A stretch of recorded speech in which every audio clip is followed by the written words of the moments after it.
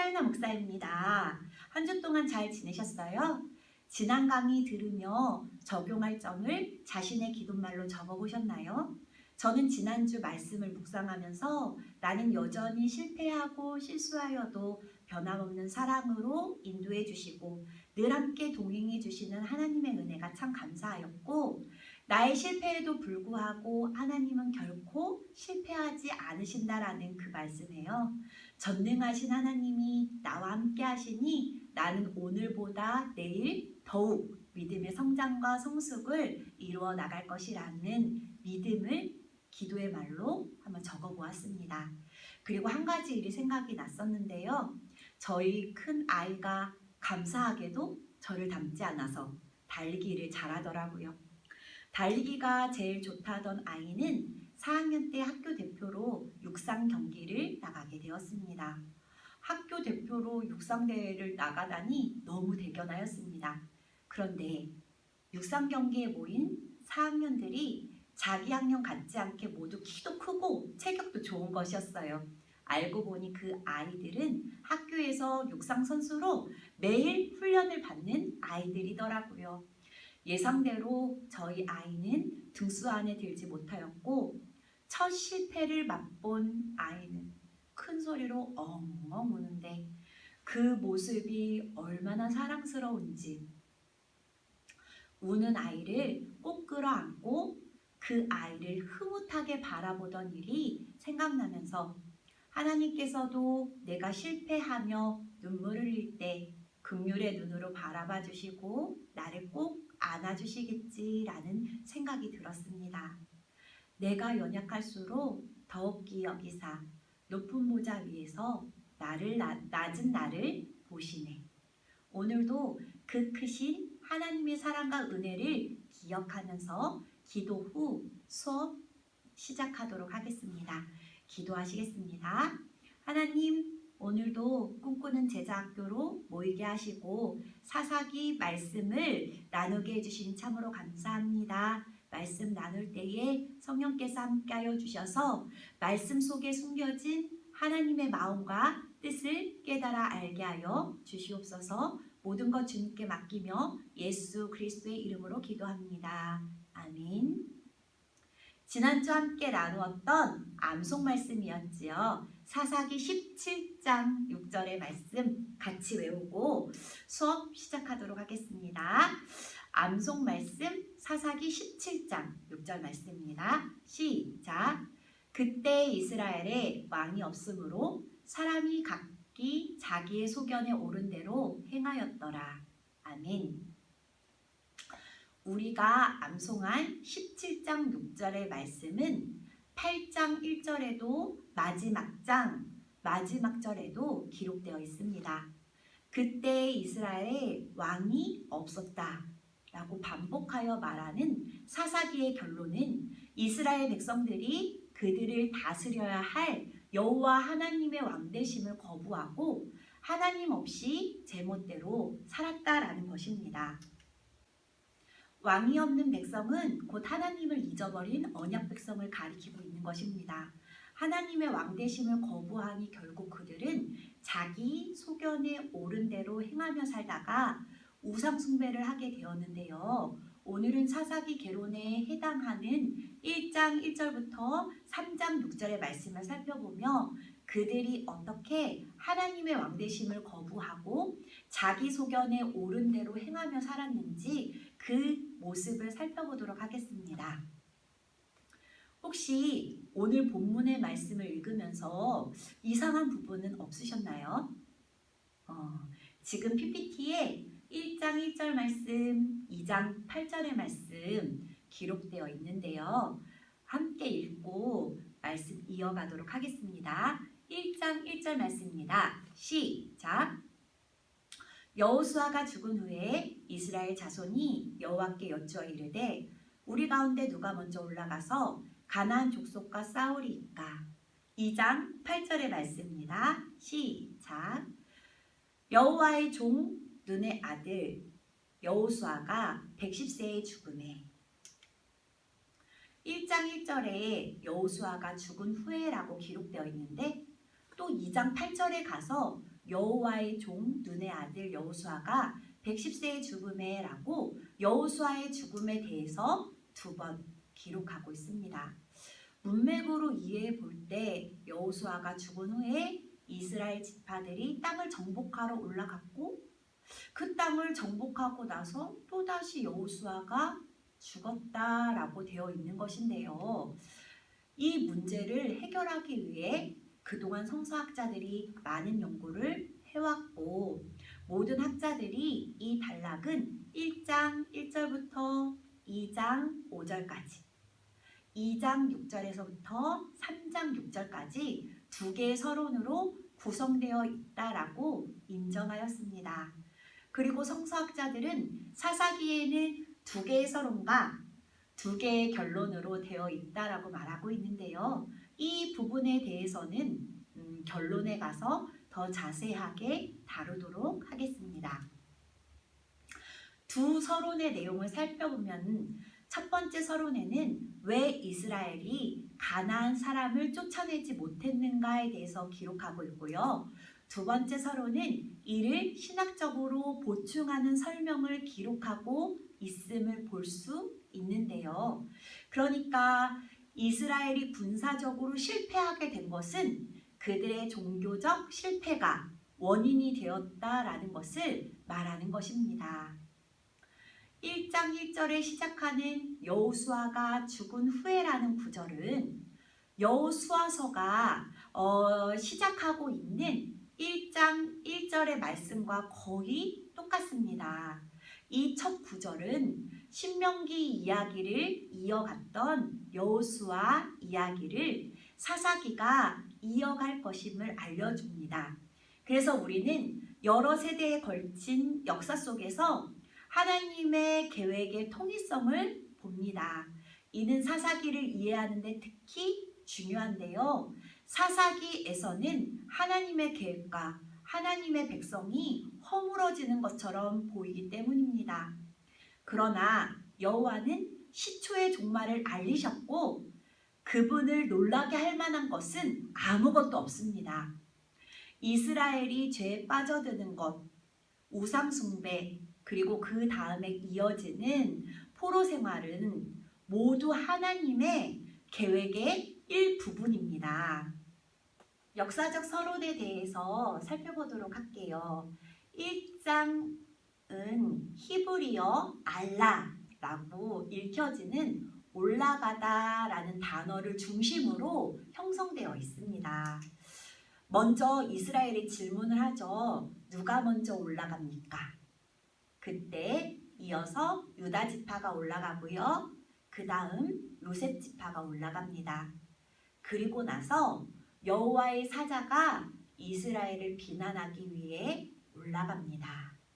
먼저 유다 지파가 올라갔던 그 부분에 대해서 살펴보도록 하겠습니다.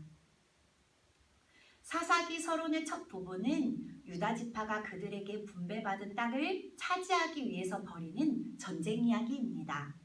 여호수아의 죽음과 그 땅에 거하는 가나안 족속을 멸절해야 된다라는 그 맡겨진 책임 사이에서 여호와의 뜻을 묻는 것이 무엇보다도 우선적인 일이 되었습니다. 누가 먼저 올라갑니까? 이 물음에 하나님께서는 유다가 올라갈지니라 라고 직접 답하셨습니다. 그리고 보라, 내가 이 땅을 그의 손에 넘겨 주었노라 라고 승리의 약속을 주셨습니다. 유다는 가나안 남쪽에 정착한 지파로서 가장 유력한 지파이기도 했고요. 창세기 49장 8절에서 12절에 기록된 야곱의 축복을 생각해 볼 때 영적으로 장자 지파이며 장차 왕이 나올 지파이기에 이 일은 당연한 일이었습니다. 그럼 유다 지파는 어떻게 행했을까요? 유다 지파는 혼자 올라가려고 하지 않았습니다. 시므온 지파에게 함께 싸우러 올라가자라고 제안합니다. 실제로 시므온 지파가 분배받은 땅은 유다 지파가 분배받은 땅에 둘러싸여 있습니다. 그러니 함께 연합군을 형성해서 싸우러 가자고 했던 이 제안은 어떤 의미에서 아주 실용적이고 합리적인 것처럼 보일 수 있습니다. 그런데 이 일은 유다 지파의 불완전한 순종이었습니다. 하나님께서는 이스라엘의 모든 지파들이 각각 자기가 분배받은 그 땅에 올라가서 그 땅을 취할 것을 기대하셨는데 사실 이것을 요구한 그 숨은 뜻이 아주 중요합니다. 그것은 어느 한 지파가 다른 지파 위에 군림하지 못하게 하기 위해서입니다. 실제로 시므온 지파는 훗날 이스라엘이 남유다와 북이스라엘로 분열되었을 때 대다수의 유다 지파의 시므온 지파가 흡수되어 사라지고 말았습니다. 유다 지파의 영향력이 지나치게 확대되어서 남북 분열의 빌미를 제공하는 당사자가 되었던 것입니다.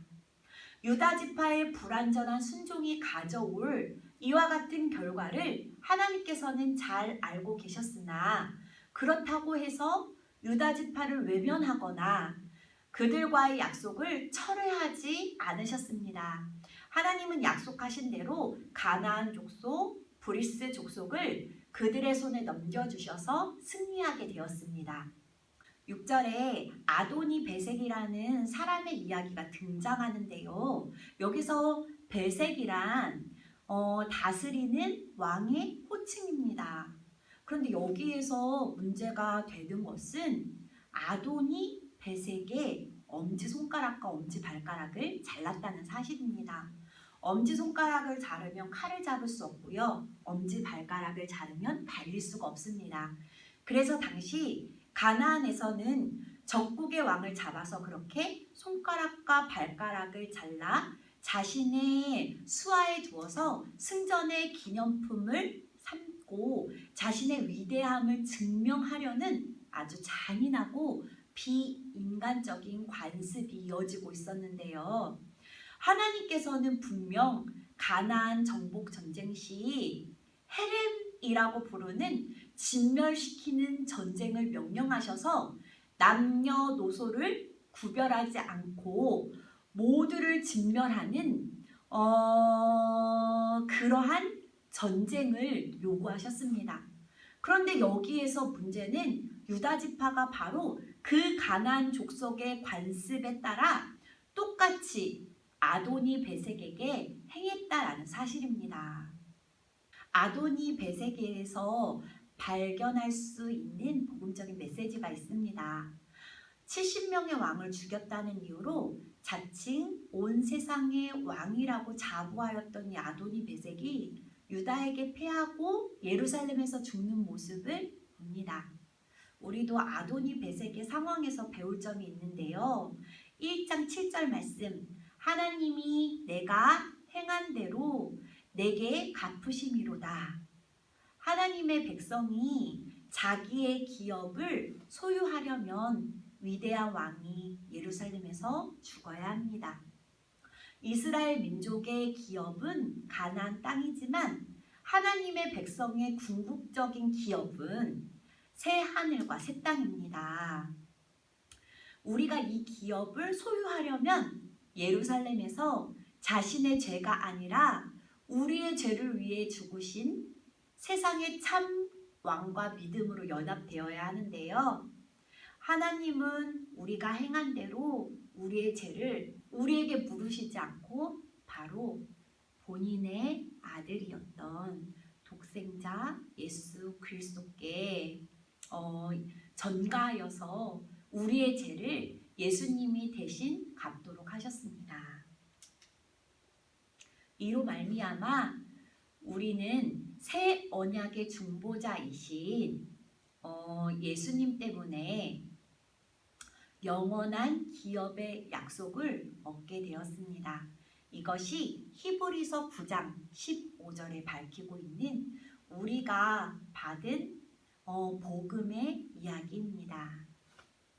이후로 유다 지파는 계속 전쟁에서 승리하였습니다. 난곡불락의 성 예루살렘을 점령하기도 했고요. 헤브론에 살던 거인 족속을 쫓아내었고 드빌도 점령했습니다. 시므온 지파와 함께 스밧을 초토화시켰고 지중해 해안의 여러 도시들을 점령했습니다. 그런데 그 다음 아주 이상한 구절이 기록되어 있습니다. 19절의 말씀이지요. 같이 한 목소리로 읽겠습니다. 시작.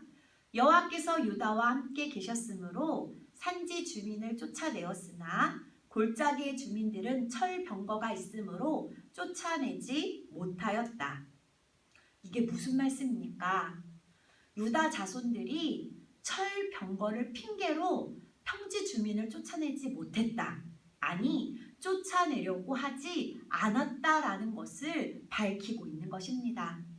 이것이 바로 유다 지파의 불완전한 순종이었습니다. 그리고 그 배경은 역시 자기 소견에 옳은 대로 생각하고 행동하는 그런 못된 습관이 자리 잡고 있었습니다.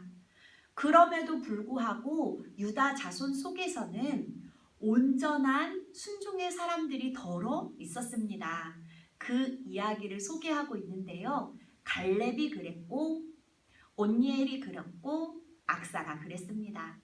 그들의 이야기는 사사기가 담고 있는 수많은 부정적인 메시지들 속에서 희망을 품게 하는 한 줄기 빛이 되었습니다. 사사시대가 비록 이스라엘 백성이 약속의 땅에서 언약 백성으로 온전히 살지 못해서 고통을 겪는 현실을 담고 있지만 그 속에서도 여전히 하나님은 구원의 역사가 계속 되어질 수 있도록 역사하고 계신다라는 긍정적인 메시지를 우리에게 알려주고 계시는 것입니다. 그 다음 요셉 지파가 올라감이라는 부분에 대해서 함께 살펴보도록 하겠습니다. 계속해서 사사기는 유다 자손에 이어 요셉 가문의 이야기를 다루기 시작합니다. 에브라임 지파와 므낫세 지파는 역시 그들에게 각각 분배받은 땅으로 올라가야 했습니다. 그러나 오히려 유다 지파의 선례를 따라서 자기들끼리 연합하여 분파적인 단체 행동을 하였습니다. 실제로 이 둘의 사이는 계속해서 경쟁하였고 그 후에도 계속되었습니다. 결국 그래서 솔로몬이 죽고 난 이후에 이스라엘이 남유다와 북이스라엘로 분열될 때 유다 지파와 요셉 가문의 에브라임 지파가 각각의 중심 세력이 되었습니다. 요셉 가문은 먼저 정탐꾼을 보내서 베델을 정탐하게 했습니다.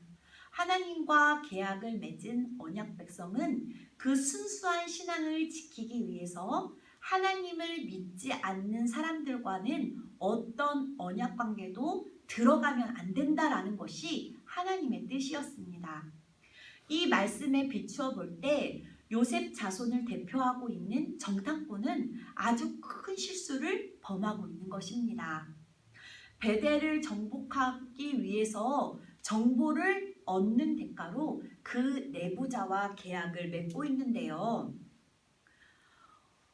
이는 그가 먼저 제안한 것인데 이 내용의 말씀을 살펴보면서 우리는 목적이 정당하다면 그 목적을 이루는 과정과 방법 또한 정당해야 된다라는 것을 기억할 수 있습니다.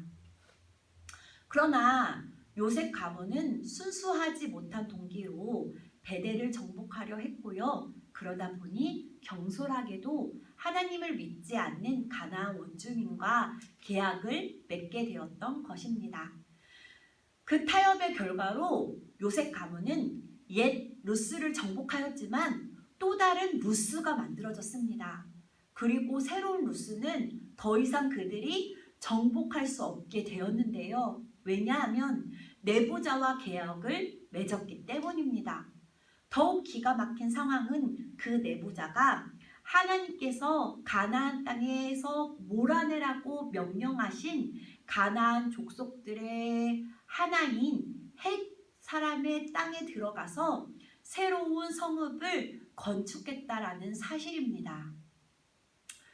계속해서 므낫세도 에브라임도 스불론도 가나안 족속을 쫓아내지 못했다라고 이야기하고 있는데요.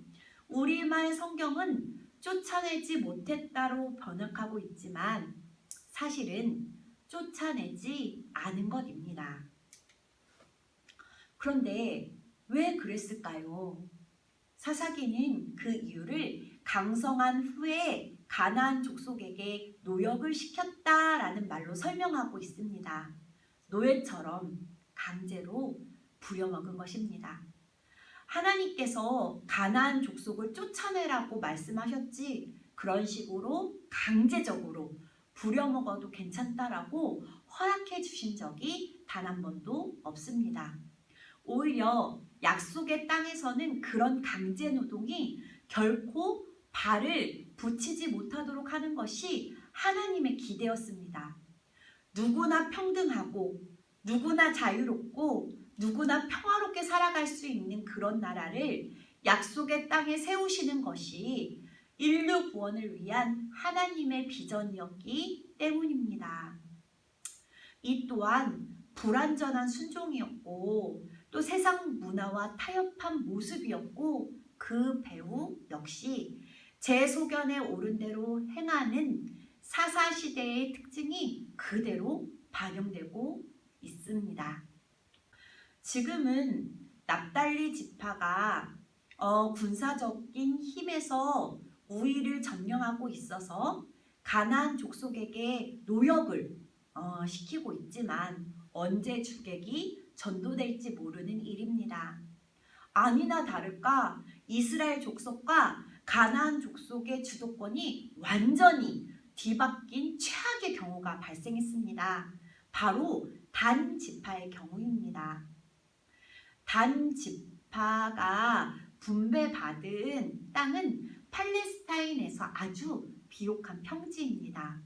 거기로 들어가려면 산지에서부터 골짜기로 내려가야 합니다. 그런데 아모리 족속이 단 지파가 내려오지 못하도록 그 길목에 있는 헤레스산과 아얄론, 사알빔에 결심하고 거주하였다라고 밝히고 있습니다. 그래서 단 족속은 아모리 족속의 힘에 밀려 평지로 내려오지 못하고 산지에 갇혀있는 꼴이 되고 말았습니다. 물론 아모리 족속들도 결국엔 노역을 하게 되었지만 그것은 단 자손이 아니라 요셉 가문, 즉 에브라임과 므낫세 지파의 힘에 눌려서 그렇게 된 것입니다. 결국 단 자손은 자신에게 분배받은 땅에 제대로 들어가 보지도 못하고 방황하다가 팔레스타인 북쪽에 있는 라이스로 이주하여 그곳에 단이라는 이름의 성읍을 세우고 거주하게 됩니다. 그 이야기가 사사기 18장에 자세히 기록되어 있습니다. 이스라엘 족속과 가나안 족속의 주도권이 완전히 역전된 것입니다. 지금은 비록 한 개의 지파에 국한된 이야기지만 사사시대의 본론으로 들어가면 이런 일들은 다반사가 될 것입니다. 사사기는 그 이유를 분명하게 지적하고 있습니다. 이스라엘 족속이 가나안 족속을 완전히 쫓아내지 못했기 때문이라고 말입니다. 아니, 못했던 것이 아니라 안 했던 것입니다. 아직 가나안을 온전히 차지하지도 못한 상태에서 벌써 이스라엘은 하나님의 말씀에 순종하기보다 각기 자기의 소견에 옳은 대로 살고 있는 것입니다. 다음은 여호와의 사자가 이스라엘을 비난하기 위해 올라간 그 내용에 대해서 살펴보도록 하겠습니다. 여호와의 사자가 길갈에서 복임으로 올라왔다라는 것은 매우 의미심장한 표현입니다. 길갈이라는 곳이 어떤 곳입니까? 이스라엘 백성들이 40년 광야 생활을 청산하고 약속의 땅에 들어와서 새로운 삶을 시작했던 첫 출발지입니다. 하나님은 요단강에서 가져온 기념 돌 무더기를 길갈에 세우라고 하셨습니다. 그곳에서 이스라엘 백성들은 할례를 받았고요. 그 자리에서 하나님은 오늘 애굽의 수치를 떠나가게 하셨다라고 말씀하셨는데, 이는 이스라엘 백성이 약속의 땅에서 하나님의 약속을 붙잡고 살아갈 준비가 되었다라는 선언이었습니다. 또 그곳에서 약속의 땅에서의 첫 번째 유월절을 지켰습니다. 이와 같이 길갈은 이스라엘 백성에게 특별한 의미가 있는 곳이었습니다. 바로 그곳에서부터 하나님의 사자가 여기 복임으로 올라왔던 것입니다. 이 본문은 이스라엘 백성들이 약속의 땅에 들어와서 지금까지 살아온 삶에 대한 하나님의 평가입니다. 하나님의 말씀은 두 가지로 요약이 되는데요. 그 하나는 나는 너희와의 계약을 어기지 않겠다라고 말씀하셨고, 다른 하나는 너희는 나와의 계약을 어겼다라고 말하고 계시는 것입니다. 가장 대표적인 위반 사항은 가나안 주민과 언약을 맺는 일이었습니다. 이는 요셉 자손이 베델의 내보자와 맺은 계약을 지적하고 있는 것처럼 보입니다. 그 결과 어떻게 되었습니까? 과거의 루스라는 그 성은 정복이 되었지만 새로 건설된 루스라는 곳, 그리고 헷 족속의 사람들은 정복할 수 없게 되었습니다. 2절 마지막 부분에 하나님은 어찌 그리하였냐라는 말로 당신의 섭섭한 마음을 숨기지 않고 드러내십니다. 하나님께서 이스라엘 백성들이 한 일이 무엇인지, 또한 그렇게 한 이유가 무엇인지 몰라서 이렇게 묻고 계시는 것이 아닙니다. 다 알고 계시면서도 그렇게 할 수밖에 없었는지, 왜 그렇게밖에 할 수 없었는지에 대한 하나님의 안타까움을 표현하는 그러한 질문인 것입니다. 그러면서 하나님은 세 가지의 심판을 선언하십니다. 첫 번째 심판은 내가 가나안 원주민들을 너희 앞에서 쫓아내지 않겠다는 것입니다. 두 번째 심판은 가나안 원주민들이 너희 옆구리에 가시가 될 것이다 라는 것입니다. 원래 하나님은 죄가 많은 가나안 원주민을 심판하는 도구로 이스라엘 백성을 사용하려고 하셨습니다. 그러나 이스라엘 백성들이 하나님과의 약속을 지키지 않고 그 원주민을 완전히 몰아내지 않으면서 하나님의 생각을 바꾸어 오히려 그 원주민들을 이스라엘 백성을 심판하는 도구로 사용하시겠다라고 말씀하시는 것입니다. 그리고 마지막 세 번째 심판은 가나안 사람들이 섬기는 신들이 너희의 올무가 되리라 라는 것입니다. 여기에서 올무란 새나 짐승을 잡는 데 쓰는 올가미를 말합니다. 거기에 한번 빠지면 죽을 수밖에 없습니다. 그렇듯이 자신들에게 이익이 될 것이라 계산하여 남겨둔 가나안 사람들 때문에 괴로움을 겪다가 결국 그들이 믿는 신들로 인해서 망하게 될 것이라는 심판의 말씀입니다. 하나님께서 정말 이스라엘 백성들이 망하게 하시려고 작정하려 이런 말씀을 하신 것일까요? 아닙니다. 하나님께서 이스라엘 백성이 진짜 망하게 하실 생각이었다면 이렇게 굳이 말씀하실 필요가 없습니다. 그러나 정말 살리고 싶으시기 때문에 너 그렇게 살다가는 정말 망한다 라고 말씀해 주고 계시는 것입니다. 그 말씀 앞에 이스라엘 백성은 어떤 반응을 보였을까요? 심판의 메시지를 들은 이스라엘 백성들은 소리를 높여 울었다라고 했습니다. 바로 이 때문에 이곳의 이름이 복임, 즉 우는 자들이 된 것입니다. 울었다라는 것은 회개했다라는 뜻입니다. 그들의 잘못을 솔직하게 인정하고 하나님 앞에 통회하고 자복했다라는 것입니다. 그들은 울기만 하지 않았습니다. 거기서 여호와께 제사를 드렸습니다. 하나님께 그동안 지은 죄를 용서하는, 그 용서를 구하는 속죄제와 헌신을 다짐하는 번제를 드렸던 것입니다. 그러나 복임의 눈물의 제사가 이스라엘 백성의 삶에 실제적인 변화를 가져오지 못했습니다. 회개의 눈물을 흘렸지만 또 하나님 앞에서 예배는 드렸지만 삶의 방식과 그 태도는 하나도 고쳐지지 않았다라는 이야기입니다.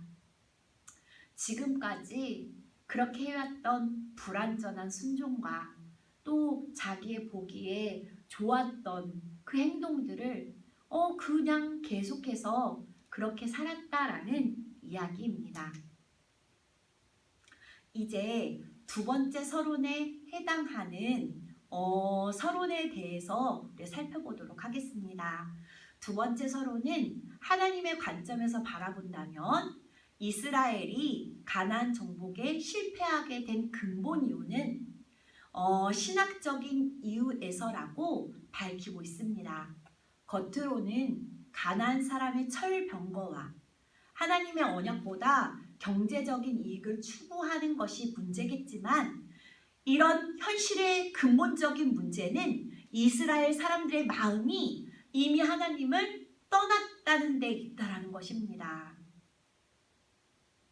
이스라엘이 가나안 땅을 정복하는 것, 그것은 그들이 언약에 순종하는 가에 달려 있습니다.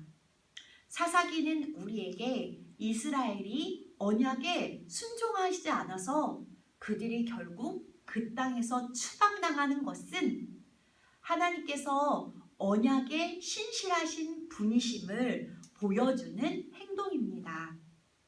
언약에 불순종했던 아담도 에덴 동산에서 추방당하는데요.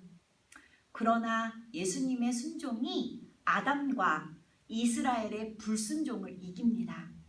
예수님은 믿음으로 당신과 연합된 모든 자를 위해서 순종하였고 그리하여 우리에게 썩지 않고 더럽지 않고 쇠하지 않는 유업을 잇는 상속자가 되게 하십니다. 할렐루야, 아멘. 사사기 1장에서 2장까지의 그 말씀은 시기적으로 여호수아서 23장, 24장과 서로 포개집니다. 역사를 시간 순으로 나열한다고 할 때 이 사사기 1, 2장은 여호수아서에 들어가도 큰 문제가 없습니다. 왜 이리 모호하게 여호수아의 뒷부분과 사사기 앞부분이 겹쳐지게 기록했을까요? 사사기를 기록한 역사가가 앞에 두루마리인 여호수아서와 사사기를 포개 놓으면서 하고 싶었던 이야기는 도대체 무엇이었을까요? 이익상 목사님의 내가 왕이었습니다 라는 책에서는 사사기를 기록한 역사가가 여호수아서와 사사기서를 포개 놓으면서 진정으로 하고 싶었던 이야기는 왜 하나님은 그 땅의 사람들을 다 쫓아내지 않고 남겨두셨는가 라고 말하고 있는데요. 그렇다면 왜 하나님은 그 땅의 사람들을 다 쫓아내지 않고 남겨두셨을까요? 첫째로 하나님을 인식하게 하려고 했습니다. 스크린에 나와 있는 사사기 2장 2절부터 3절까지의 말씀 함께 읽겠습니다.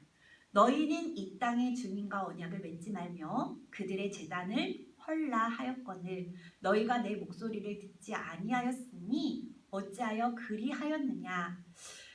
그러므로 내가 또 말하기를 내가 그들을 너희 앞에서 쫓아내지 아니하리니 그들이 너희 옆구리에 가시가 될 것이며 그들의 신들이 너희에게 올무가 되리라 하였노라. 신명기 20장 10절에서부터 14절 말씀에는 이스라엘 백성들이 지켜야 할 전쟁의 규정을 알려주고 있습니다. 먼저 무력이 아니라 항복을 권유합니다. 그래서 그 권유에 따라 항복하면 서로 화평을 이루고 성문을 연 주민들이 이스라엘 백성에게 조공을 바치는 것으로 마무리합니다. 그러나 항복하지 않으면 본격적으로 전쟁을 하는데요. 성읍 안에 있는 남자들을 다 죽이는 것입니다. 그리고 전쟁 중에 여자들과 유아들과 가축들과 성읍 가운데 있는 모든 것을 탈취물로 삼습니다. 그런데 이 같은 전쟁의 기준을 주신 하나님께서 가나안 정복 전쟁에는 전혀 다른 명령을 하고 계십니다. 앞에서도 설명드렸듯이 히브리어로 헤렘이라고 부르는 진멸시키는 전쟁입니다. 남녀노소를 구별하지 않고 모두 진멸하고 성읍의 모든 것을 하나도 남기지 말라는 것입니다. 왜 그런 명령을 내리셨을까요? 전쟁에 나갈 수 있는 성인 남자를 제외한 여자와 아이들, 그리고 모든 가축과 제사는 전리품입니다. 전쟁에 나간 이스라엘 사람들의 입장에서는 전쟁에서 얻게 되는 전리품이 최대 관심사입니다. 그러므로 다 진멸하라는 하나님의 말씀은 전쟁에서 얻게 될 개인의 전리품에 주목할 것이 아니라 오직 하나님께서 주실 그 땅의 주인이 하나님이라는 것만 기억하라는 것입니다. 그러나 사람의 욕심이 어디 그렇습니까? 성경에서 아간이라고 대표하는 한 인물의 사리사욕을 소개하고 있지만 이런 사람들은 실제로 한둘이 아니었을 것입니다. 그래서 하나님께서는 이런 이스라엘 사람들에게 가시 하나를 박아두셨습니다. 손바닥에 박힌 아주 작은 가시는 그렇게 아프지 않은 듯하지만 갑자기 뭔가에 만질 때마다 그리고 살짝살짝 스칠 때마다 따끔거리면서 그것에 주목하게 되듯이 하나님께서는 가나안 땅의 사람들을 이스라엘 사람 사이에 가시처럼 박아두셔서 하나님을 인식하게 하신 것입니다. 두 번째, 현실 점검을 위해서입니다. 스크린에 나와 있는 말씀 같이 읽겠습니다. 시작. 여호와께서 이스라엘에게 진노하여 이르시되 이 백성이 내가 그들의 조상들에게 명령한 언약을 어기고 나의 목소리를 순종하지 아니하였은즉 나도 여호수아가 죽을 때에 남겨둔 이방 민족들을 다시는 그들 앞에서 하나도 쫓아내지 아니하리니 이는 이스라엘이 그들의 조상들이 지킨 것 같이 나 여호와의 도를 지켜 행하나 아니하나 그들을 시험하려 함이라 하시니라. 여호와께서 그 이방 민족들을 머물러 두사 그들을 속히 쫓아내지 아니하였으며 여호수아의 손에 넘겨주지 아니하셨더라. 이스라엘을 시험하기 위해서 그 땅 사람들을 그대로 남겨두셨다라는 것입니다. 구약 성경에서 시험이라는 모티브는 대단히 중요합니다. 하나님께서 주시는 시험은 이스라엘을 나락으로 떨어뜨리기 위한 것도 아니고요. 그들에게 벌 주시기 위함도 아니었습니다. 그저 이스라엘 백성들의 신앙과 삶의 현 주소를 깨닫게 하기 위함입니다. 하나님이 시험한 이야기 중 만나와 메추라기 사건을 기억해 볼 수가 있는데요. 하나님은 만나를 하늘에서 비같이 내려주셔서 이스라엘 진 주위에서 먹게 하셨습니다. 그런데 이것이 하나님의 시험이었습니다. 안식일을 잘 지키는지 그렇지 않은지 확인해 보고 싶으셨던 것입니다. 안식일에는 분명 만나가 내리지 않을 것이라고 미리 알려주셨고요. 그 전날 이틀치의 안식을 준비해야 된다라고 일러주었습니다. 그런데도 굳이 안식일에 만나를 주러 나간 사람이 있었는데 만나를 주시는 은혜 속에서도 하나님께서는 출애굽한 이스라엘 백성들이 안식일을 잘 지키는지 시험을 하셨고 그렇지 않은 자들을 꾸짖으셨습니다. 하나님이 이처럼 시험하시는 이유는 다시 말씀드릴게요. 이스라엘 백성들을 저 나락으로 떨어뜨려서 어떻게든 벌 주시려고 하는 것이 아니었습니다. 시험의 목적은 현실 점검입니다. 지금 살아가는 걸음걸음이 하나님과 동행하며 하나님을 인식하고 그분의 목소리를 잘 들으며 옳은 길로 제대로 가고 있는지 그렇지 않은지를 점검하는 것입니다. 마지막으로 세 번째, 역사를 알게 하려고입니다. 스크린에 나와 있는 말씀 같이 읽도록 하겠습니다. 사사기 3장 2절의 말씀입니다. 시작! 이스라엘 자손의 세대 중에 아직 전쟁을 알지 못하는 자들에게 그것을 가르쳐 알게 하려 하사 남겨두신 이방 민족들은 출애굽 후 광야에서 40년을 보냈습니다. 출애굽 1세대들이 광야에서 죽음을 맞은 이야기는 우리 모두 잘 알고 있습니다.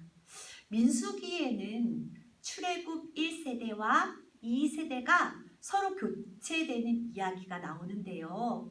여호수아와 갈렙을 제외하고는 가나안 땅에 들어간 출애굽 1세대가 없었다고 하니 여호수아서의 배경은 아마도 출애굽 1세대인 여호수아와 갈렙 그리고 출애굽 2세대와 3세대가 섞여 살던 시대였을 것입니다.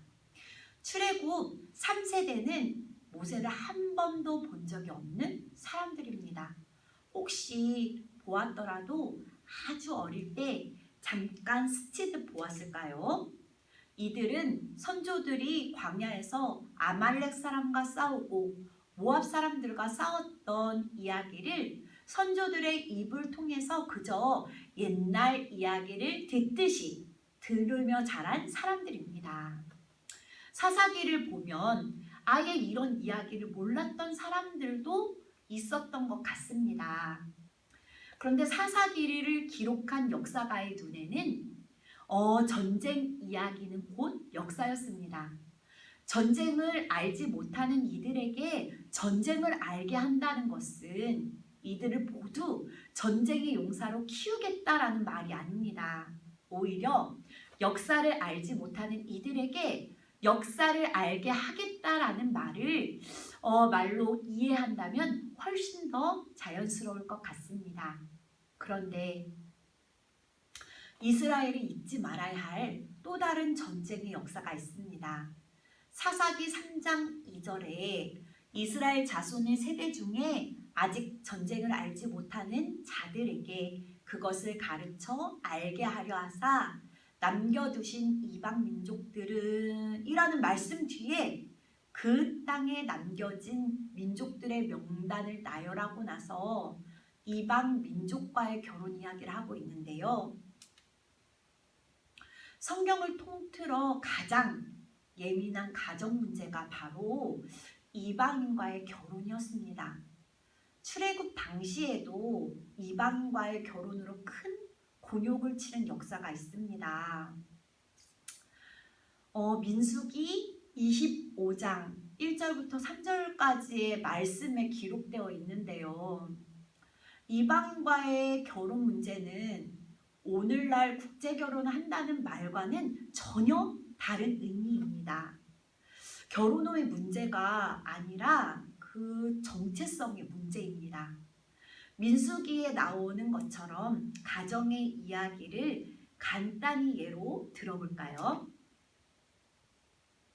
광야 생활을 하면서 불안정한 삶을 살던 출애굽한 사람들이 한 땅에 정착하면서 나름대로 안정적인 삶을 하는 토착인들을 만났으니 그들과 결혼을 한다면 이 떠돌아다니는 생활을 청산하고 안정된 삶을 살 수 있을 가능성이 생깁니다.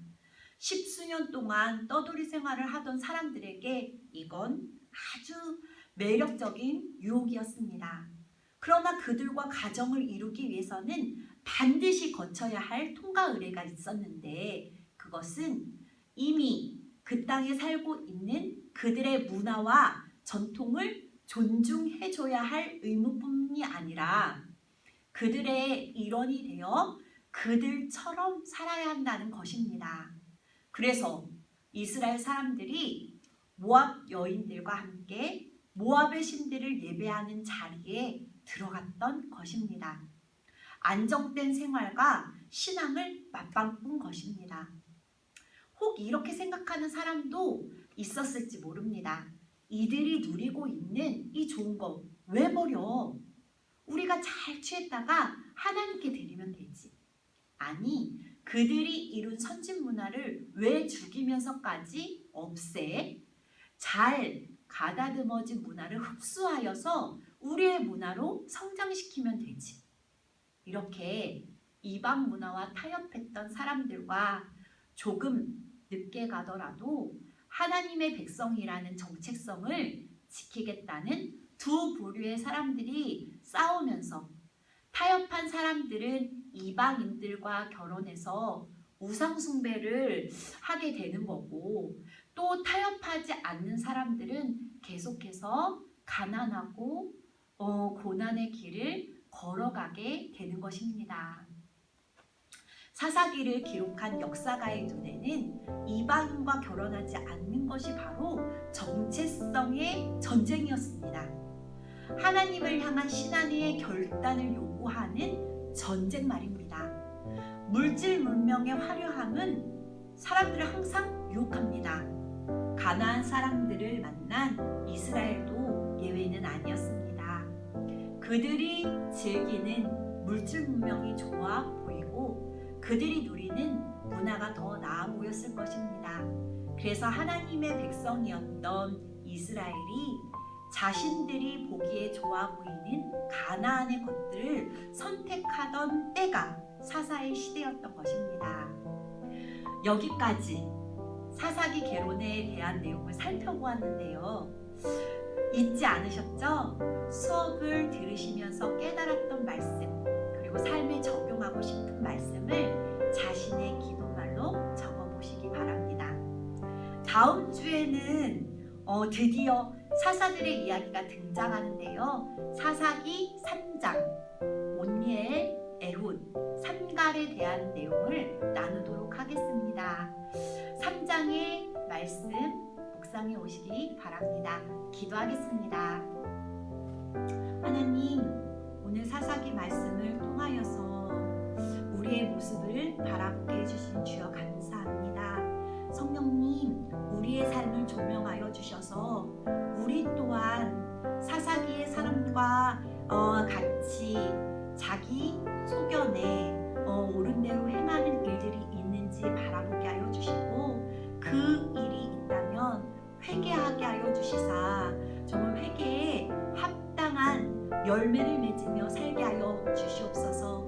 그래서 복임에서 흘린 눈물과 예배가 그들의 삶을 바꾸어 놓지 못했던 것을 기억하면서 진정한 회개를 드려 하나님 우리의 삶에 완전한 변화를 이루게 하시고 하나님을 온전히 따르는 삶을 살게 하여 주시옵소서. 다음 주에 모일 때까지 그 말씀 기억하며 살아가게 하여 주시고 다음 주에도 하나님의 음성 듣는 시간으로